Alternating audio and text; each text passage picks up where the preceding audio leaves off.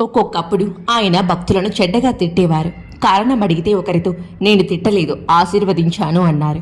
June 27, 1922న Norgay అనే భక్తుడు దీక్షిత్కు ఇలా వ్రాశాడు: నేను కాపాడితే జాబును అనుసరించి శ్రీ మౌలి మహారాజ్ అనే సిద్ధపురుషుని దర్శించాను. శ్రీ సాయి గొప్ప మహనీయులని వారు చెప్పేవారు.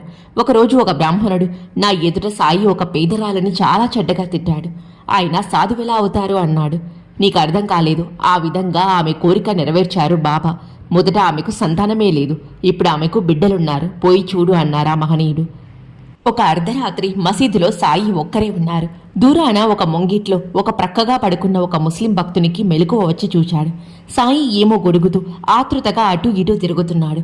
ఇంతలో ఆకాశంలోంచి ఒక కాంతి గోళం ఒకటి మసీదు వైపుకు దూసుకు వస్తుంది.